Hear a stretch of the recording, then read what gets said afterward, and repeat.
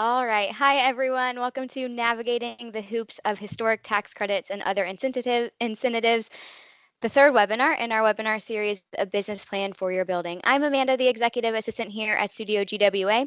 I will go ahead and answer the most asked question, will this webinar be recorded? The answer is yes, we are recording this webinar.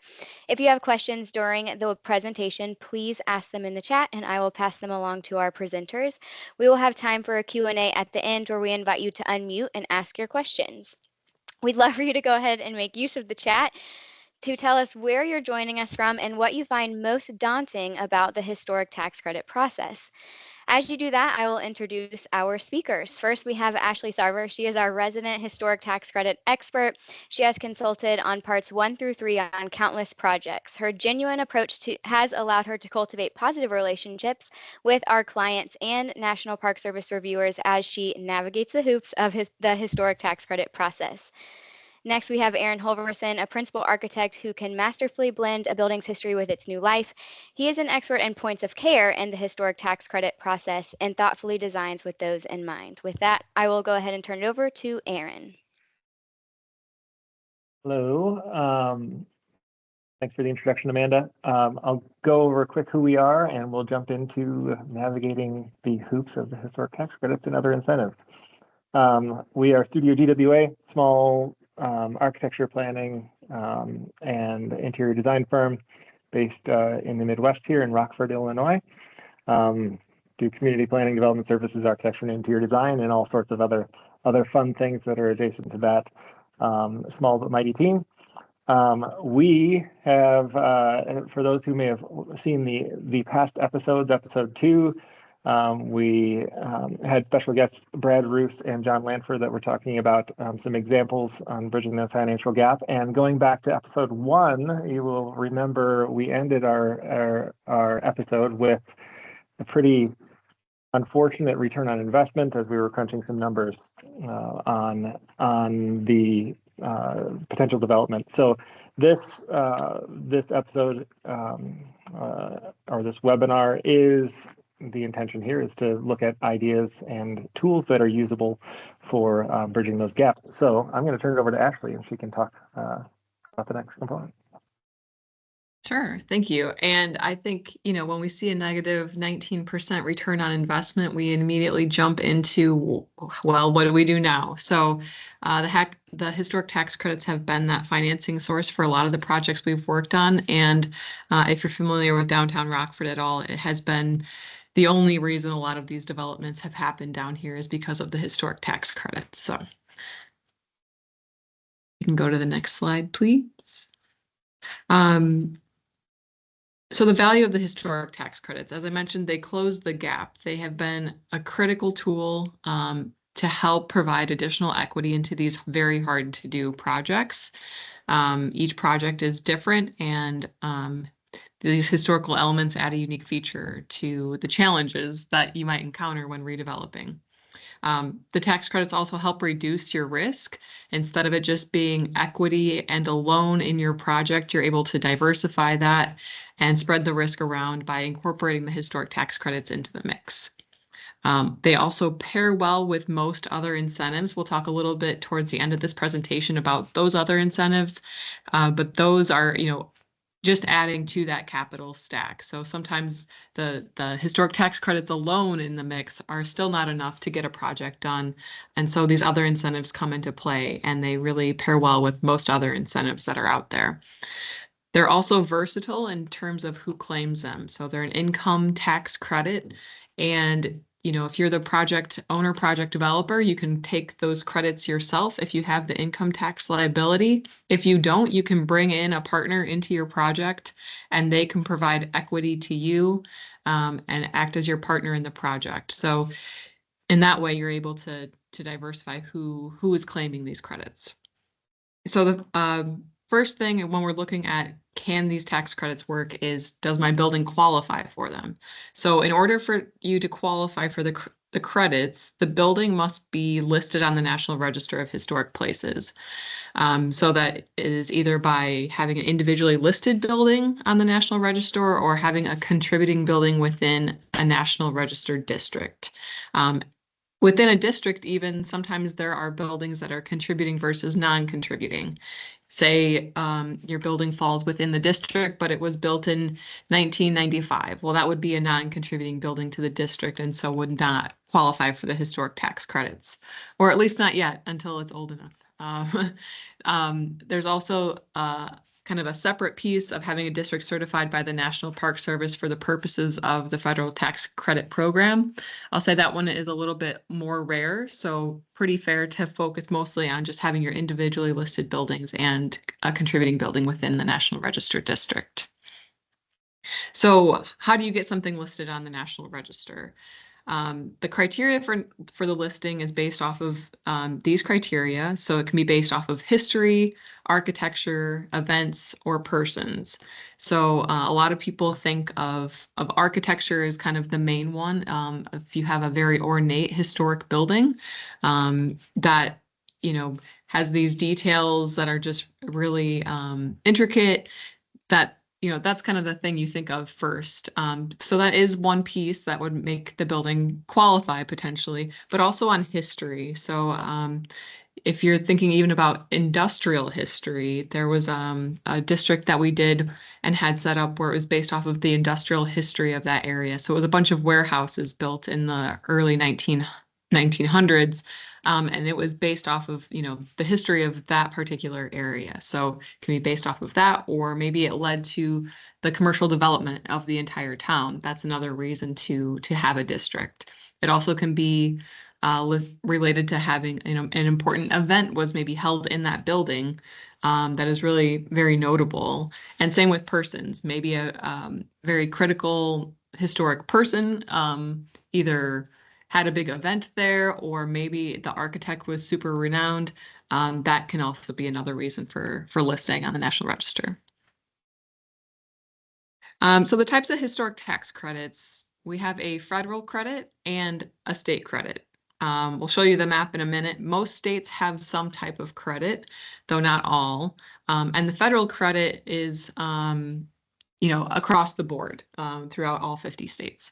So the federal credit is a 20% credit, and state credits, again, can vary, but you usually see in the 20 to 25%. And so we say a 20% credit of what? 20% of what? We're looking at the total development costs of your project. So in the scenario we shared in the previous webinar, we had put together a budget that showed the construction costs, the additional development costs, and we landed at total development costs of this $3.2 million. Within that, not everything is a qualified expense, but most expenses are, and we'll go through that a little bit more here later on. So when you're calculating the federal credit, you're looking at 20% of those total development costs. When you're looking at the state credit, at least in the case of Illinois, it's a 25% credit. And so you're taking 25% of that total number to bring into your capital stack as a tax credit. So here's our handy dandy map. The link is there at the bottom, or if you just Google the state nationwide data center HTC map, you can click on each state and it will indicate what kind of credit, and it'll show these variations in between. So in Illinois, we have two types of credits. They're both 25% credits, but we have a statewide credit, and then we also have the River Edge Redevelopment Zone, which is for a select 8 or 9 communities that are able to have an uncapped piece. So in Illinois, the statewide credit is a capped program at $3 million per project. You can see those details there on the side. And that also we have an aggregate cap. So each year there's only so much funding for the projects. So those become competitive, and they end up identifying different criteria and priorities to be able to determine which projects are most competitive. So you see those listed at the top there. And I think the piece here that's worth noting is just the variation between states.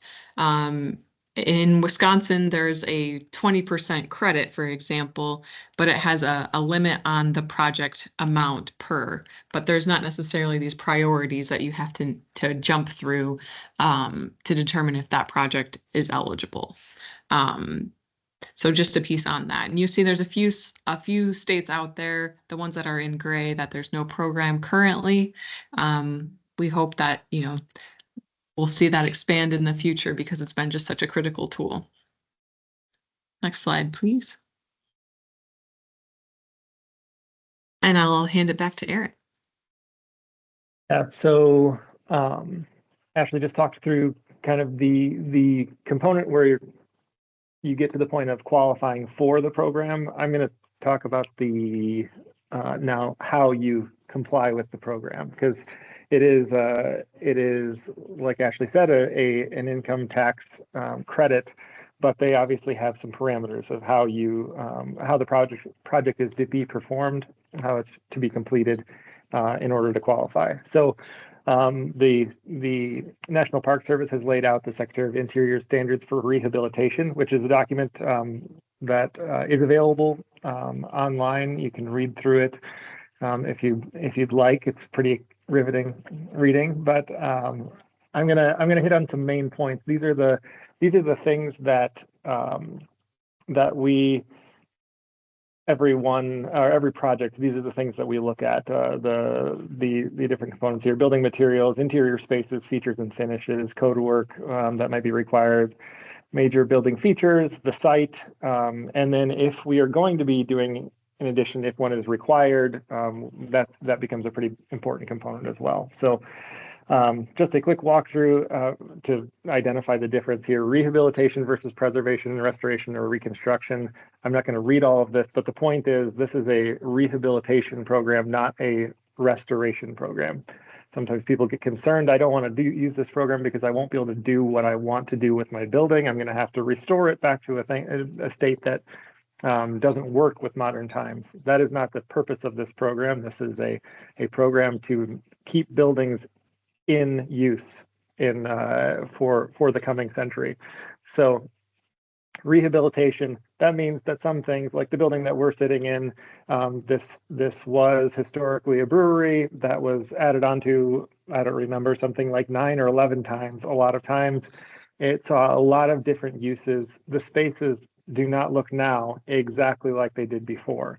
There are certain major features that obviously were maintained and major spaces that were maintained, but the building was adapted and rehabbed to accommodate the use of, in our case, an office, a brewery downstairs, and some other offices and apartments. So not reconstruction or restoration, but rehabilitation. So pretty important point in my opinion there. So let's hit on building materials first.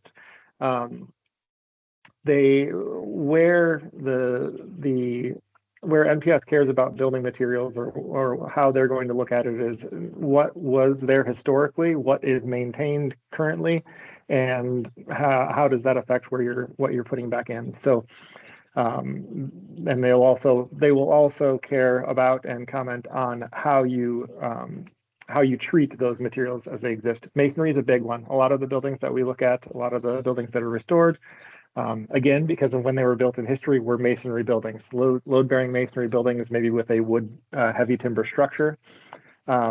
Masonry over the past, say, 50 to 70 years has not always been treated as it should have been when repointing.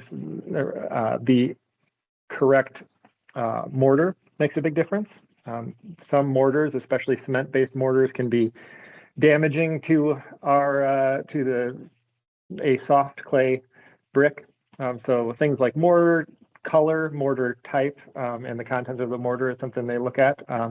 But it's not just those things. So looking at the exterior of the building, this particular building had a terracotta exterior. They will care about color and actual material there. We're not going to be able to tear that off and replace it with an alternative material. So it may be there may be extra costs compared to if you were not using this program and wanted to just completely change the look of the exterior of the building. There may be some extra cost in restoring certain components, but we don't have to restore it back to our perfect original features. So terracotta, all of these different masonry materials we may encounter. Stone some very ornate things you'll encounter there, but we'll see some examples here of what I was talking about as far as restoration. This brick was treated improperly over the course of years. Different cement-based materials applied to the exterior, and especially in areas of the country where there's freeze-thaw, you get major damage. So this is why these standards exist. It's to provide guidelines on how to maintain historic brick and stone structures so that they do not deteriorate like this. Next component, next building material would be wood. This can obviously occur in a lot of different areas of the building. What we're looking at here is some brackets and the frieze and cornice on this particular building. But you can see it, you'll see it in shingles and other decorative elements as well. Depending upon what it is, and where it is, if it's painted versus stained or whatnot, there may be the opportunity to utilize a different material. But it's safe to assume that if it was wood, it needs to go back as wood. So again, see lots of different things in these components. We did on this project in particular, you'll notice the brackets are missing on the upper cornice here. Those were actually replaced with a fiberglass replica. So it was not a wood that went back, but they were painted so you would not be able to tell from that distance, and it was an approved alternate. So other major building feature that you may see, especially on historic buildings, is iron and different metals. In this case, we're looking at a metal railing. This one was pretty far gone, rusted through in a lot of areas, but replacement, there's not an alternative replacement to a metal railing that's going to look exactly like this. You couldn't go back in with a wood railing and get the same profile, the same proportions. So something like this, it would be going back with a like material. But you'll see that in storefronts, and you may have copper surrounds on storefronts or aluminum storefront surrounds, and other components of that sort. I believe we're jumping into paint and other things here. This is another example of a material. There was some replacement done here, but we matched in kind. The wood ceiling that was here before was partially covered. You couldn't see the stenciling. We brought back the stenciling, but after uncovering some of the materials, it was understood by the contractor that we need to remove the entire ceiling because it was actually detaching from the structure, and there wasn't a good way to reattach it. So we actually removed the entire ceiling, but prior to doing so, got a good look at what the paint makeup was. We had a paint study done and looked at the different components of the paint, and actually went back in with new material and then stenciled the material again. The other big component, if you were ever walking through a project with us, we'd probably talk about windows pretty quickly. Windows are a big component. We like to refer to them as the eyes of a building.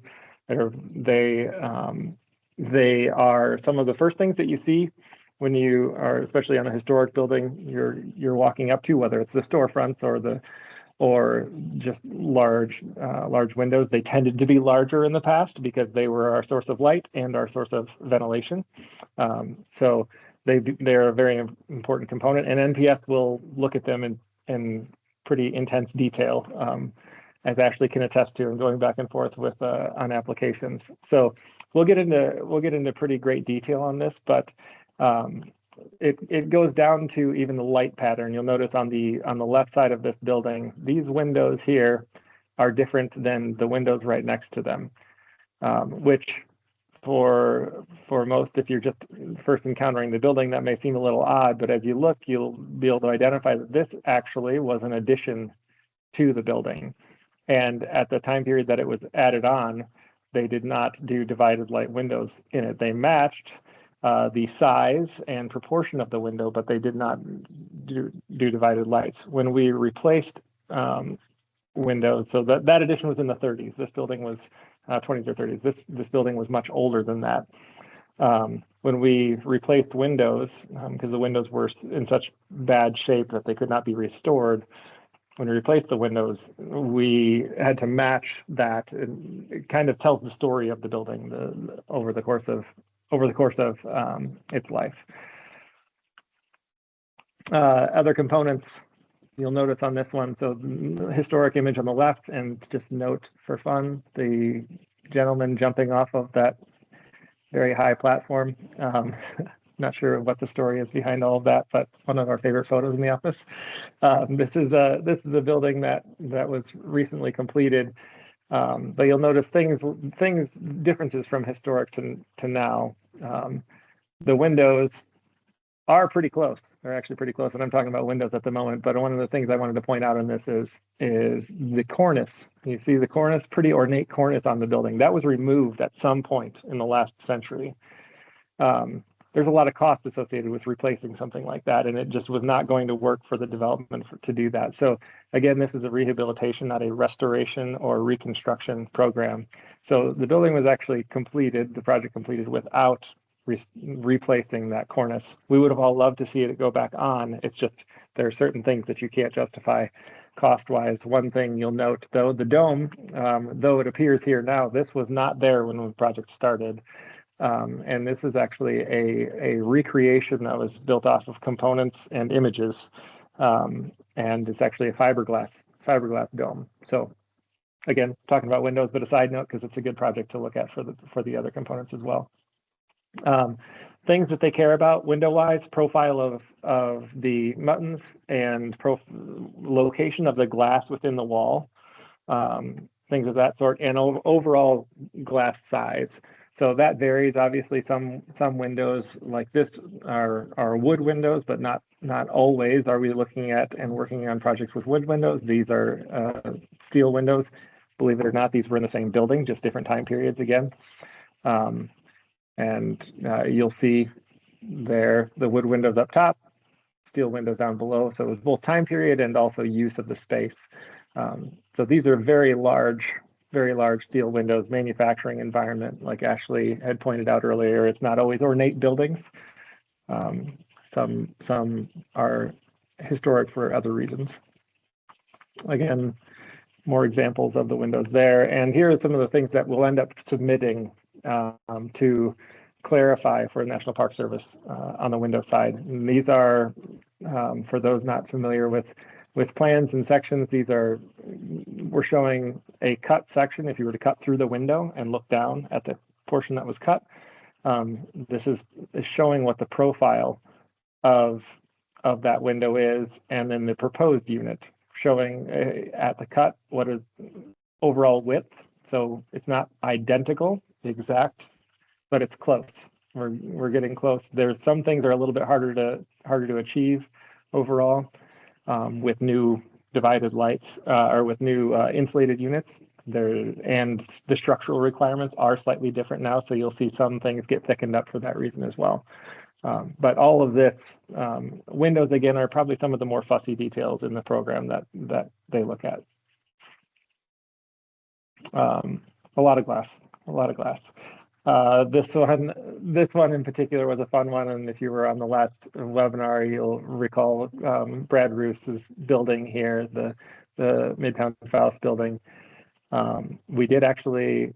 There is insulated glass behind this, so this one was a little bit more finicky, but needed to put in the prism glass again. They wanted to anyways, and but so another little detail that was worked through. I'm just going to click through some other images here. There are a lot of windows in old buildings, so it's a major component. Other things that would be noted or important details to the National Park Service. A space like this was an old garage, large open space with these huge wood trusses. This is not something that we would go back in and be able to divide into a bunch of small spaces if we were to rehab it. The part of the program also is character defining spaces, not just details, and especially in structures where there's not necessarily a lot of ornate detail to retain. The space is what defines the building really well. So in this particular case, the wood truss, even though it's currently propped up there, ended up needing to be replaced, rebuilt, and put back in place. Again, pretty major component in that space. And though they were going to allow us to divide some space out, majority of that was maintained so you could get a feeling for that entire space.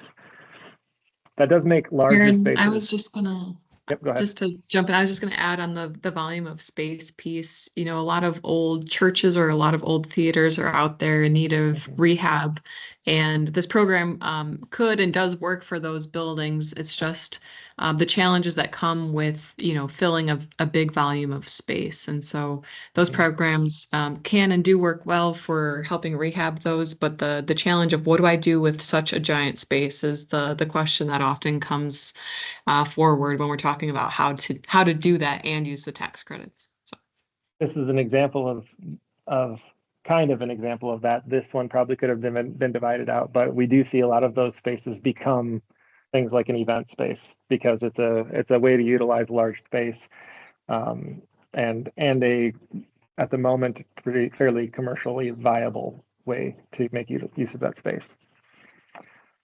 We'll jump to another big component. Most of these buildings were not made to accommodate systems like we have now, and we all like our air conditioning and our heat. So when we're adapting these buildings, we're trying to work in these systems. And despite my best efforts, I haven't figured out or convinced anyone to design wireless or Bluetooth air or plumbing. So we have to find ways to conceal everything. In a space like, I'm going to go back a couple of photos here, if I can. Actually, no, I'll go forward. In a space like this is a highly finished space. This is a beautiful old hotel. I'll actually click to the next image as well. This is how it exists currently. Pretty remarkable because it's fairly intact. But if you'll notice the ceiling and every surface is finished. We could not come in here and put in mechanical systems and run them, you know, exposed spiral duct we see in a lot of places. We could not do that in a space like this. We have to find ways to conceal them. That does not mean, you know, in this case, it's a concrete slab structure. We can't cut anything into that. However, there are other ways to work things in. We were able to work some stuff in from below and other ways to work things in through these beams are not all actually beams. They are chases that even historically they were hiding some plumbing in. So it can be a significant challenge in a highly finished space to find ways to get the systems to each room, but they won't prevent you from putting them in. It just require that you conceal them. So that would mean soffitting. In some cases, we may propose, and as long as we're not doing it in a significant way, maybe lowering a ceiling slightly to accommodate some pipe runs, some electrical runs.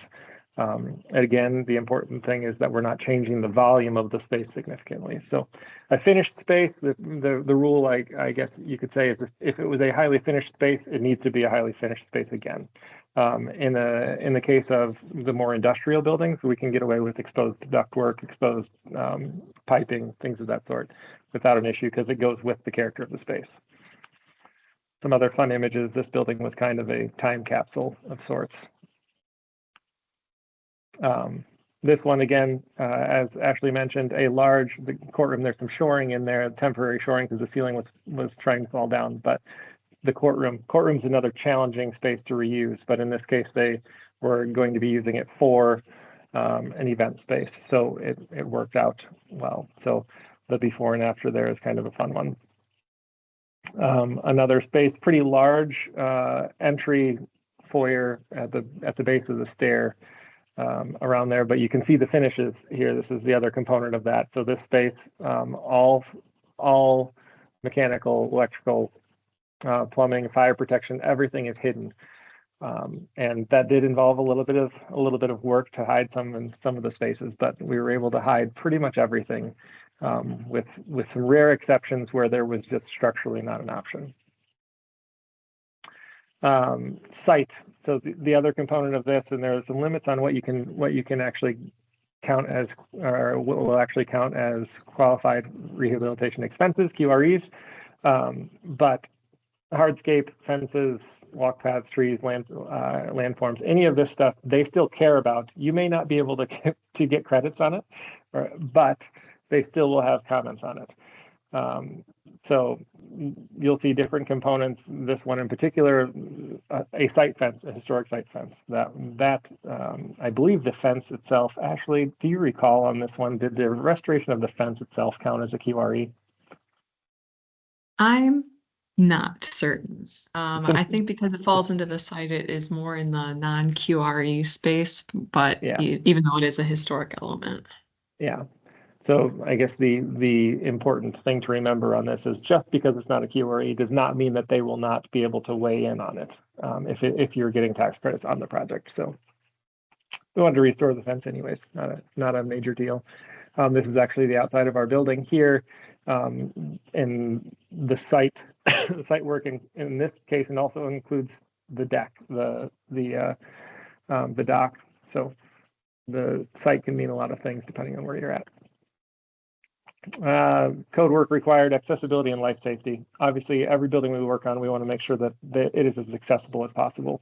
That can be a challenge in a lot of the buildings. I just told a client the other day because they were complaining about multiple levels of their building.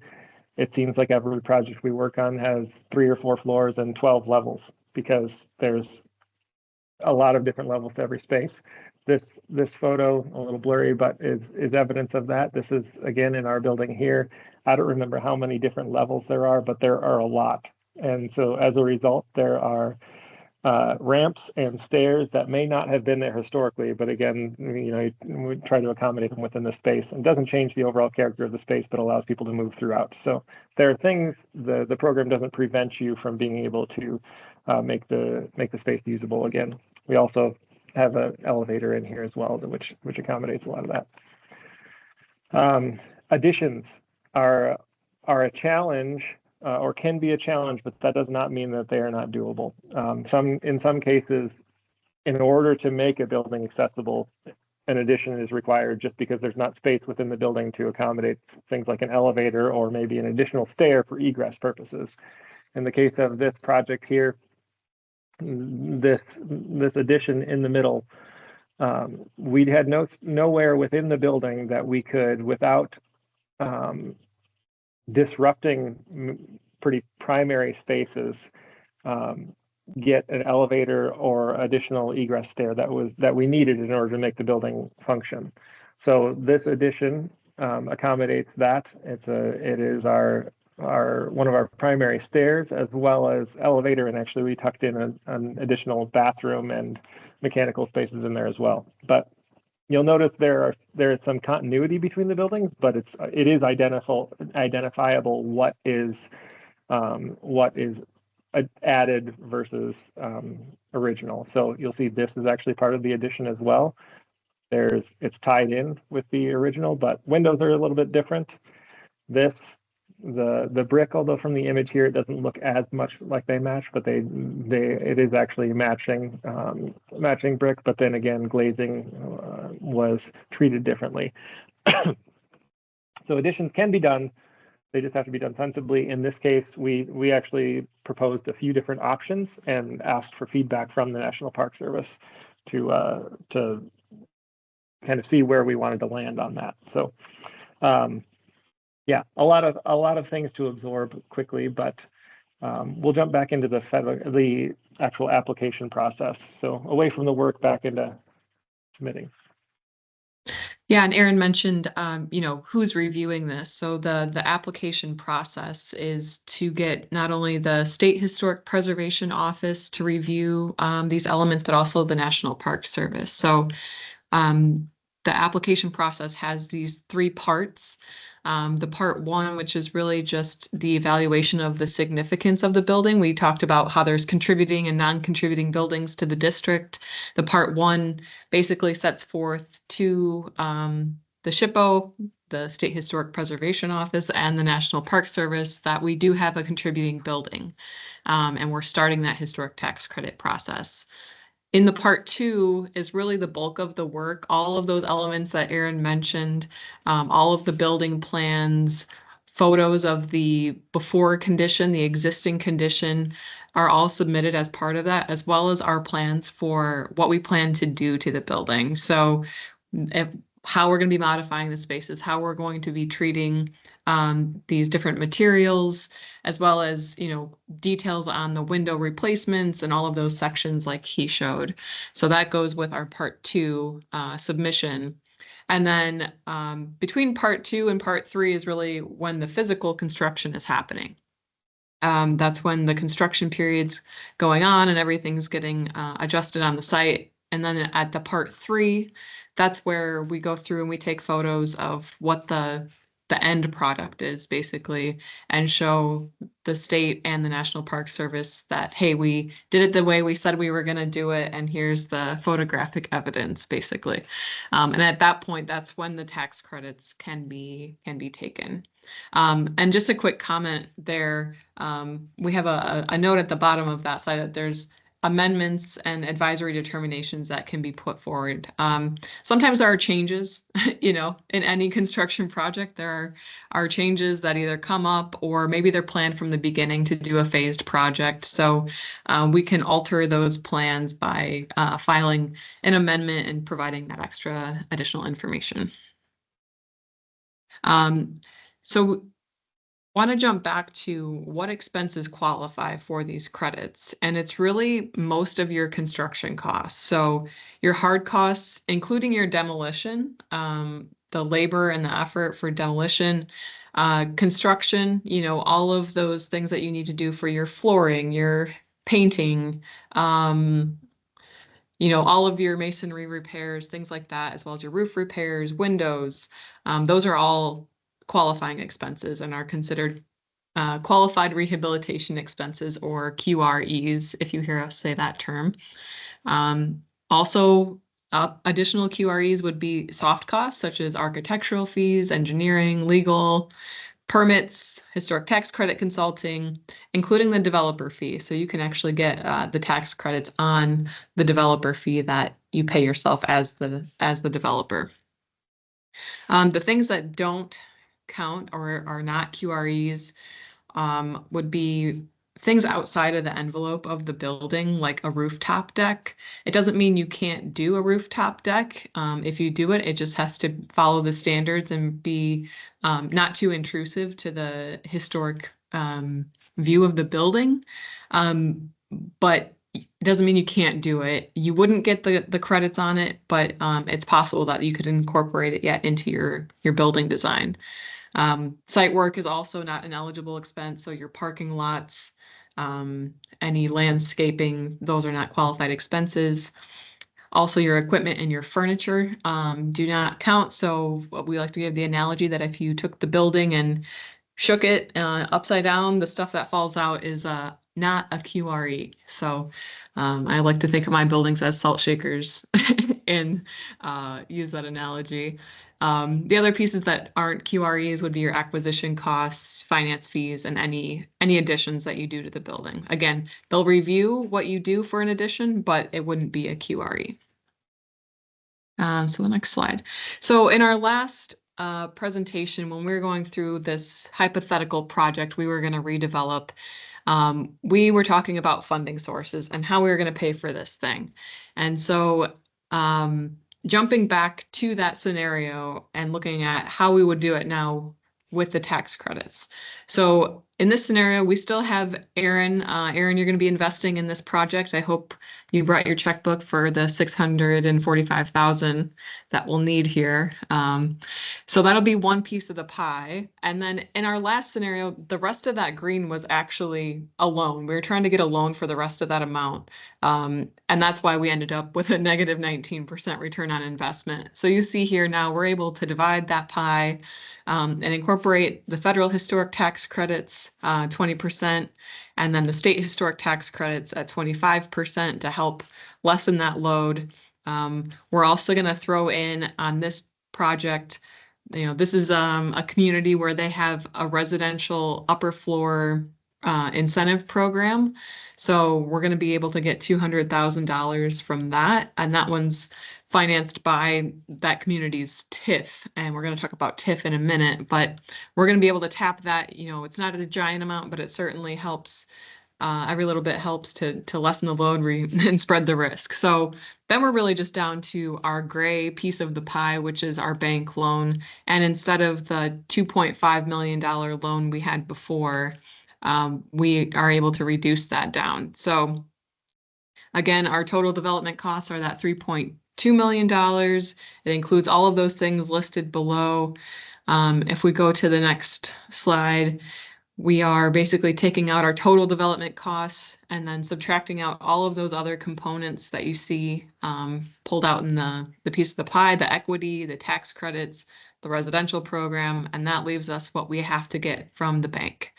So that's down to $928,000, again, instead of $2.5 million. So that's quite a jump of how we were able to lessen that amount. So that means we have 100% of our total project cost covered, which is good news that we always want to be at 100% funded. And on the next slide, we have a loan then, a 20-year loan at 6.5% interest. We'll have a mortgage payment basically of $84,000 a year. And in our previous scenario, I think that was closer to $140,000 a year. So we were able to reduce that amount significantly. And so by doing that, when we are incorporating our new mortgage payment instead of the one we had before, we end up with some positive net income, which is great news for the project. We're not swimming in it. It's a positive $24,000.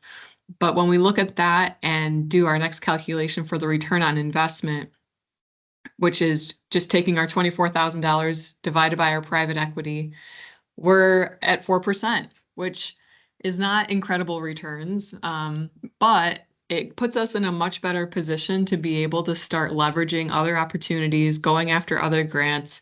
It gets us within the ballpark of a workable project. And for some people, 4% return on investment is enough for them to say, hey, at least it's a break even and I'll move forward with it. And, it will mean a lot to my community and I think it's worth doing. Sometimes that's enough. For others, they want to see, I think it's more typically you want to see a return on investment if you're an investor at like 10% minimum. So Aaron, with his new project here, has a little bit of work to do to get into getting that return on investment higher. But by incorporating the tax credits, we're able to get much closer to a workable project. So some of the challenges with this, the project elements are restricted to meet the standards. Aaron talked through what the standards are for following this program. And in some cases, those standards might restrict a project too much. There's an example of a project that we had where the owner wanted to develop this theater into a distillery, and great project, but unfortunately it wasn't going to meet the standard. So they decided not to move forward with that one. In this case with the varsity theater, actually, Aaron, can you go back to the other slide? I'm just going to talk about some of these other challenges here. So the standards might be too restrictive for your project. The other piece is that if you don't have the income tax liability yourself and you need to bring on a partner for your project, it's a partnership for 5 years. And some people are comfortable with that and some people aren't. And so that's just one element to keep in mind, that if you're bringing in a historic tax credit investor, that's a partnership that has to stay in place for at least 5 years. Smaller projects can limit potential investors. For these really large projects, there are, syndicators out there and brokers who help bring these deals together. Sometimes on smaller projects, it can limit those potential investors. And if you want to hear about a project that incorporated, it was a small project with a lot of historic tax credit investors, you could listen to our last episode with Brad Roos and how he did a really creative approach to getting smaller scale investors involved with his his project. So that would be another way to do it. Adequate tax liability. I mentioned that if you don't have the income tax liability yourself, you can bring on partners.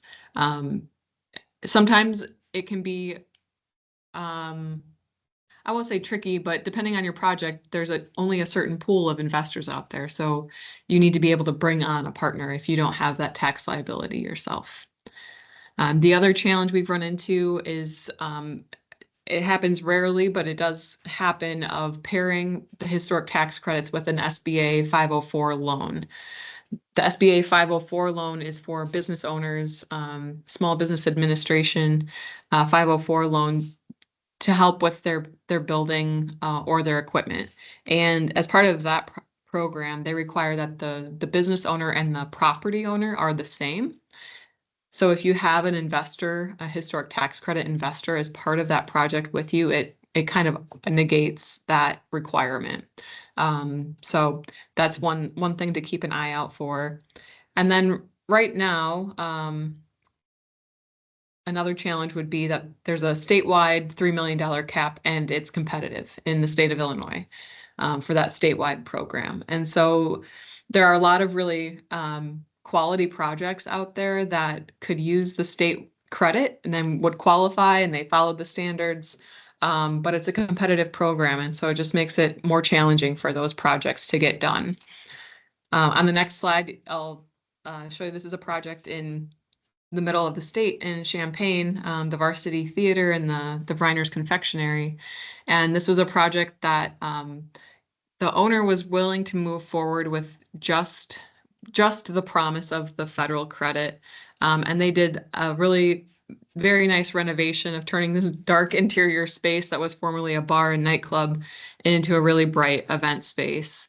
Where there's church services and weddings and baby showers, and they really brighten the space. And that first floor is really actively used and has helped fill a gap in the market, and it's doing really well.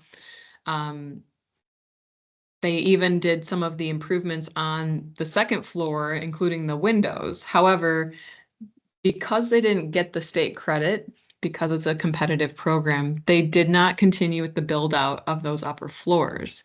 And so while it's a great project and they did a lot of good work at the site, unfortunately, the funds were just not there to do the rest of it at this time. And so that's a challenge that comes forward. And I think every project has to weigh, if I can only get the federal credit, is it still then worth it? In a lot of cases, yes, it is. And then the statewide program is just an addition on top. So just an example there of one of the challenges that this project encountered. So next steps, we mentioned, some of these things that Aaron with his new development project might need to do and incorporate in order to see this move forward. Some things that he might want to look at would be to see if the project is in an enterprise zone, which would help shave off some of the material sales tax. You could also look at doing some of the work himself and putting some sweat equity in. He's a carpenter by background, so that's probably the case with this project. Maybe he could do some of the demolition himself. Maybe he brings in family to help with painting, things like that. Workforce training partnerships. A lot of communities have partnerships or apprenticeships where people are students who are still in their learning stage might be able to assist with some of the labor at a reduced cost while they gain the educational experience. That's one opportunity. There's also worth looking into the labor component of doing union versus non-union. Those have some cost implications, and just, can be weighed to determine which route you might want to go for and for which trades. Deferring the developer fee would also be a potential, rather than taking a developer fee right up front. Maybe you defer it over a period of 5 to 10 years, and that just helps with the cash flow component, paying yourself back over time as the project continues rather than all up front. And then, we mentioned that we were assuming a 20-year loan at 6.5%. Well, if we could get a 40-year loan at 6.5% and extend that term, that would really help to reduce our mortgage payment each year. So there are some more mission-based or revolving loan fund type of loans out there that could be looked into to see if we could qualify and get a better term on our loan. I want to talk a little bit about TIF. We're going to switch just a little bit more over to the other incentives that are out there. TIF districts are a key thing, and they occur in a lot of communities.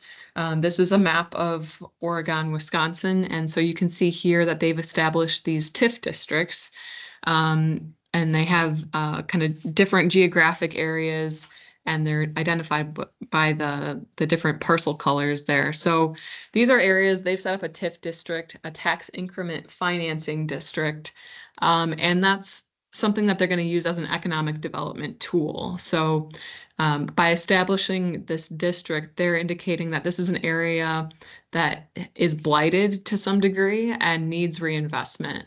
And so when they set up that district, they're setting in place a financing tool for 23 years. And if you go to the next slide, you can see that this is kind of a complicated graph, but it's to show that when you establish your TIF district, you set it in place for 23 years, and you basically lock in place the property values of the parcels within that district. And then you are focusing your investment back into that area. So as you put more investment into that area, you should see the value of property go up over time.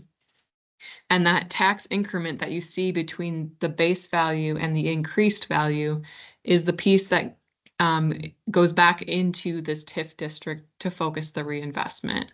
And so for a lot of projects, what you see is that, say for our example, I'm going to put, I bought the property for 100,000. I'm going to put $1 million into it, and the value at the end of the day, I'm expecting to be 500,000.